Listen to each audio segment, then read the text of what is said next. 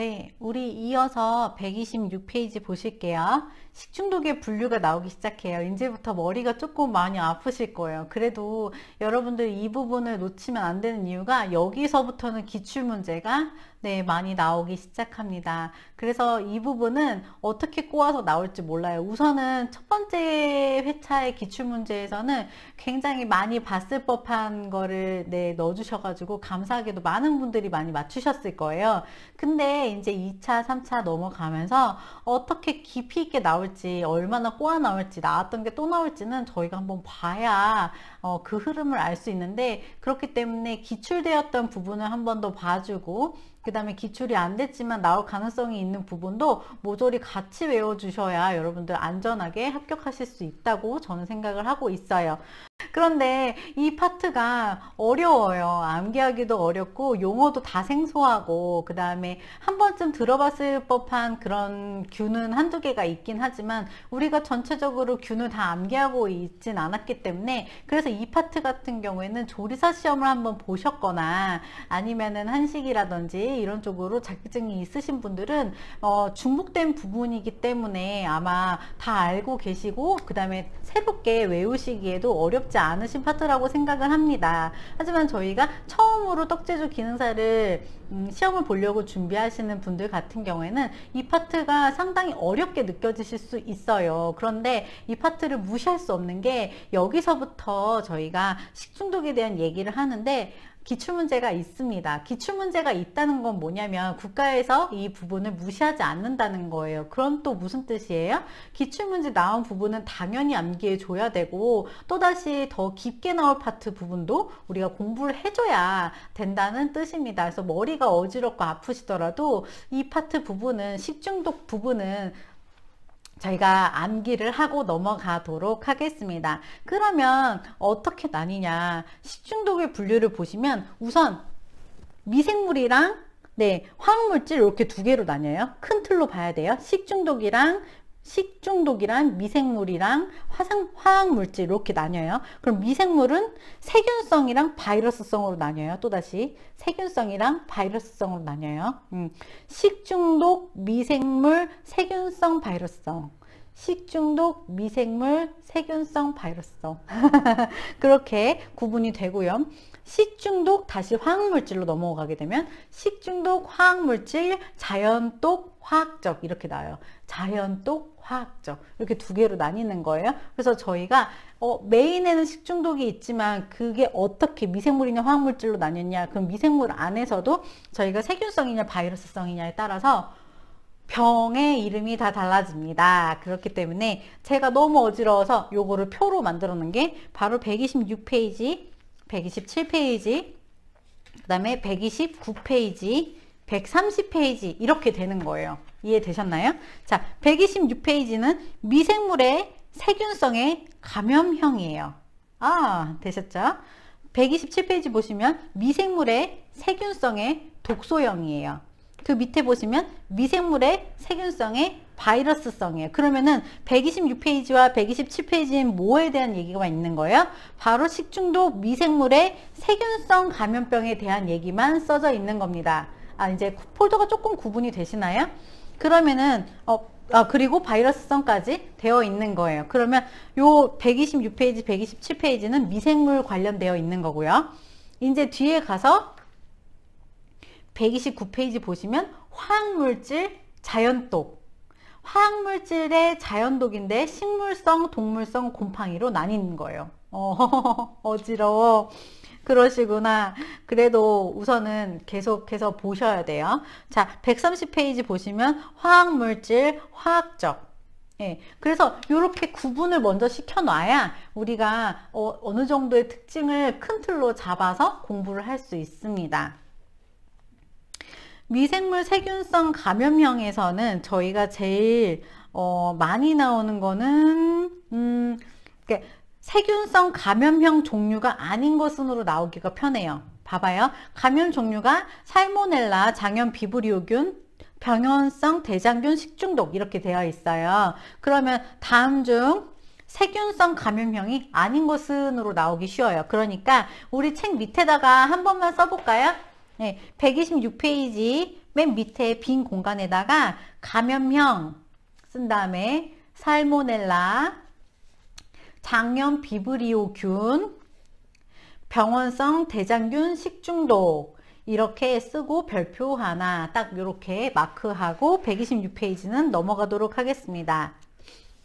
살모넬라는 달걀, 닭고기, 우유고 장염 비브리오균은 생선회나 초밥이고 병원성 대장균 식중독 같은 경우에는 가축, 동물 근데 대부분 그 감염된 환자의 그 변으로부터 저희가 전달되는 경우가 많습니다. 분변 처리를 깨끗하게 해야 된다. 라고 보시고 넘어가시면 될 것 같아요. 127페이지에 더 중요한 게 있어서 126페이지 넘어간 겁니다. 127페이지에 황색 포도상 구균은 별표 3개. 바로 이 아이가 우리가 기출이 됐던 아이입니다. 황색 포도상 구균의 특징이 뭐냐면요. 그 특징의 맨 밑에 보시면 황색 포도 구균의 장 독소는 100도 이상의 열에 30분 이상을 끓여도 네, 세균이 없어지지 않아요. 그래서 버텨내기 때문에 애초에 균이 자라지 못하게 하는 게 방지하는 게 굉장히 중요한 그런 독소입니다. 그래서 황색 포도상 구균에 대해서는 뒤에 이제 제가 기출문제 제가 만든 문제 안에도 있고 제가 만든 모의고사 안에도 있고 기출문제도 있어요. 그렇다는 건 뭐예요? 황색 포도상 구균만큼은 무조건 외워주셔야 되는 거예요. 얘는 무조건 뭐 별 5개 무조건 외워주세요. 무조건 암기해 주시고 보톨리누스 균으로 넘어가기 전에 우리가 그 나왔다는 기출문제 한번 풀어보도록 하겠습니다. 249페이지 38번 한번 보세요. 249페이지 38번.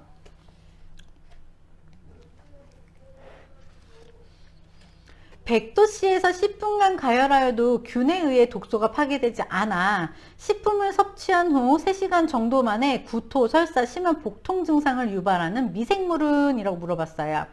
아까 우리가 배운 황색 포도상 구균이 답입니다. 정답은 2번. 보톨리누스 균으로 다시 돌아갈게요. 127페이지. 보톨리누스 균은 타원형의 간균이다. 이게 청산가리 같은 거예요. 엄청나죠? 그래서 세 번째 보시면은 신경마비 증상을 보이며 사망률 50% 이상의 치사율을 매우 높은 위험한 균이다. 대신에 가정에서 만든 통, 병조림, 훈제 및 진공포장 어류, 구운 감자 등에서 생기지만 100도 이상의 온도에서 20분 이상을 가열하면 예방할 수 있다. 그나마 다행이죠. 네, 치사율이 높지만 저희가 살균을 하면 예방을 할 수 있는 균이 있고 황색 포도상 구균 같은 경우에는 우리가 일반적으로 가정에서 100도 이상 30분 이상 끓여도 없어지지 않는 균입니다. 그래서 미생물 세균형 독소형에서 황색 포도상 균과 보톨리누스 균이 있다 정도는 반드시 암기해 주시고요. 미생물의 노로바이러스, 로타바이러스 같은 경우에는 실제 애기 엄마들이라면 전부 다 알고 계실 것 같긴 한데 노로바이러스, 로타바이러스 같은 경우에는 영유아 아이들에게 많이 발생하는 병이고 겨울철에 생겨서 저희가 애기 감기 하는 게 바로 노로바이러스예요. 그래서 이 부분도 있다 정도로만 알고 넘어가 주시면 좋을 것 같습니다. 128페이지 제가 세균과 바이러스성 식중독을 비교해 놨어요. 그래서 여러분들이 여기서 딱 보시면 이해가 되시게끔 제가 적어 놨거든요. 반드시 한 번쯤은 보고 넘어가 주셨으면 좋겠는데 한번 볼게요. 기출문제 풀었고 세균은 저희가 특징은 독소에 의한 식중독 발병으로 온도, 습도 등이 앓아질 경우에 자체적으로 증식이 되고 세균이 일정 양, 엄청 약간 어느 정도 양이 돼야만 구토, 발열, 설사를 일으켜요. 그러니까 항생제 같은 게 있어가지고 항생제 등을 맞으면은 우리가 백신을 맞아서 감염을 막을 수 있고 좀 빨리 나을 수 있고요. 2차 감염이 거의 없습니다. 하지만 바이러스 같은 경우에는요. 진짜 미량인 경우에도 발병이 가능하고요. 메스꺼움, 구토, 설사, 두통이 있는데 일반적 치료법이나 백신이 없어요. 노로바이러스, 로타바이러스 이런 게 대부분 저희가 치료나 그 다음에 감염을 막을 수 있는 백신이 현재 없습니다. 대부분 2차 감염이 되고요. 자체 증식이 불가능하면 반드시 숙주가 존재해야 증식이 가능하다. 숙주 네, 인간이 숙주가 되어서 바이러스로 옮기는 경우가 많습니다. 그래서 아주 작은 양이어도 옮길 수 있으니까요. 바이러스가 어떻게 보면은 굉장히 더 위험한, 네, 거라고 볼 수도 있는데, 우선은 세균도 바이러스도 저희가 식중독에 걸리지 않도록 조심을 해야겠죠. 이거 말고도 또 다른 것들이 있습니다. 바로 129페이지. 129페이지는요, 어떻게 암기하셔야 되냐면, 제가 지금부터 쭉 읽어 드릴 건데, 그 부분을 계속해서 반복해서 암기하듯이 읽으시고 읊으셔야 돼요. 계속 읊으면서 머릿속으로 암기를 계속 해주셔야만 적당히 이 부분은, 네, 찍어도 맞을 수 있는 파트입니다. 자, 화학적이고 또 자연독입니다. 식물성에는 감자독이 있고, 대충 느낌 오시죠? 감자독, 버섯독, 모카씨, 피자마, 청매, 수수, 보거독, 굴독, 땅콩, 곡류, 쌀, 보리, 귀리, 옥수수, 쌀, 밀, 뭐 이렇게 되어 있어요. 지금부터 제가 읽을 테니까 그 부분은 반복해서 암기해 주시면 좋습니다. 감자독은 초록색 싹에는 솔라닌이라는 게 있고, 썩은 부분에는 셉신이라는 독이 있습니다. 버섯독으로는 무스카린, 아마니타톡신, 이보텐산 등이 있고요. 모카씨는 고시풀, 피자마는 리신, 청매는 아미그랄린, 수수는 듀린, 보거독은 테트로톡신,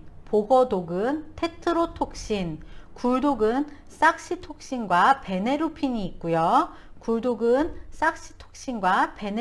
있습니다. 땅콩, 곡류, 메주, 간장, 된장은 아플라톡신, 아플 것 같아. 아플라톡신. 자, 땅콩, 곡류, 메주, 간장, 된장에는 그거 먹다 아플라톡신. 황색으로 오염된 쌀은 황변미 중독. 이거는 딱 느낌으로 아시겠죠? 황색으로 변한 미, 이거 줄임말 같네요. 황변미 중독. 그 다음에 신장독, 신경독, 간장독 이렇게 있습니다. 호리, 밀, 귀리, 보리 등에서는 맥각 중독. 우리는 맥류 이러잖아요. 그렇기 때문에 호밀, 밀, 귀리, 보리, 맥류에는 맥각 중독, 맥각독이라고도 부릅니다. 뭐라고도 부른다고요? 맥각독이라고도 불러요. 곡류에 많이 발견되는 옥수수, 밀, 쌀에는 푸모니신, 붉은 곰팡이 독이라고도 하는데요. 푸모니신. 그럼 자, 이렇게 우리가 한 번씩 읽어봤어요. 그러면 질문이 어떻게 나올 수 있냐면요. 다음 중 곰팡이 독이 아닌 것은? 이라고 나올 수 있죠. 다음 중 곰팡이 독은 아닌 것은?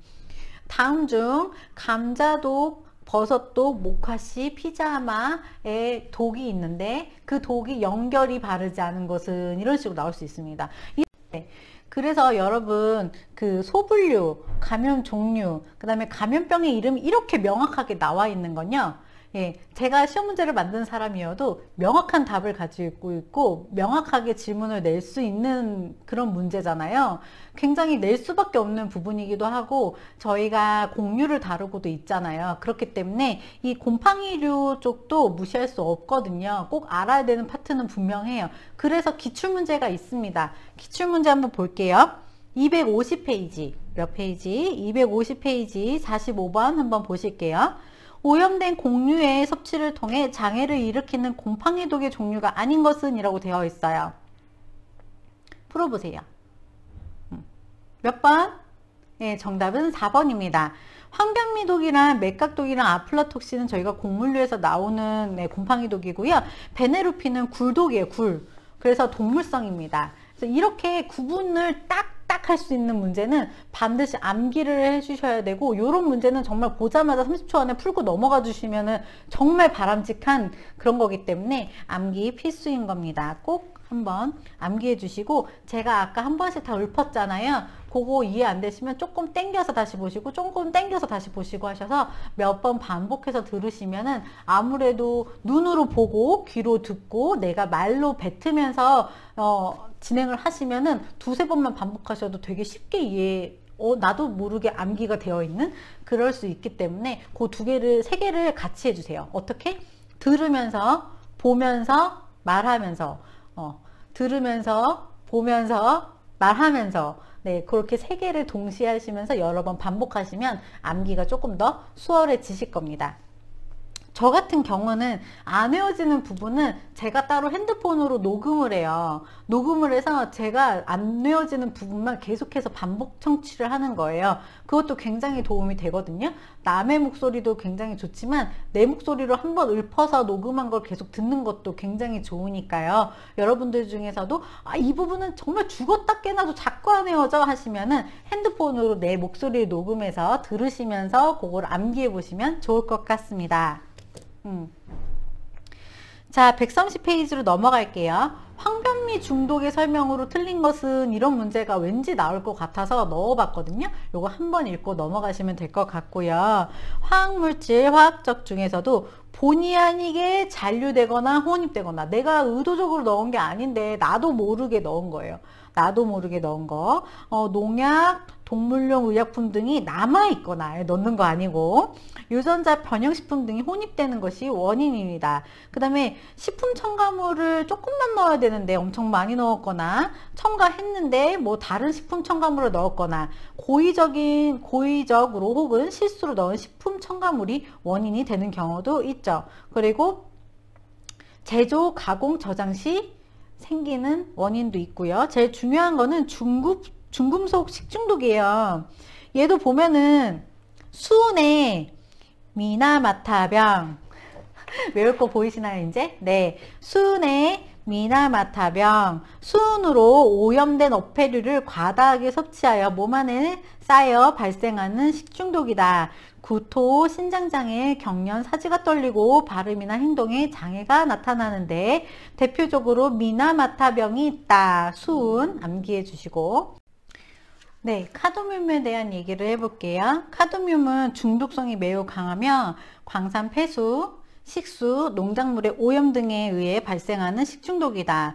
구토, 설사, 복통 등의 증상이 있고 대표적으로는 이타이 병이 있다. 이타이가 일본어로 아파예요. 그러니까 아파 병인데 정말 아파서 아파가 2번 들어간 것 같아요. 네. 카드뮴, 이타이 병이 있다.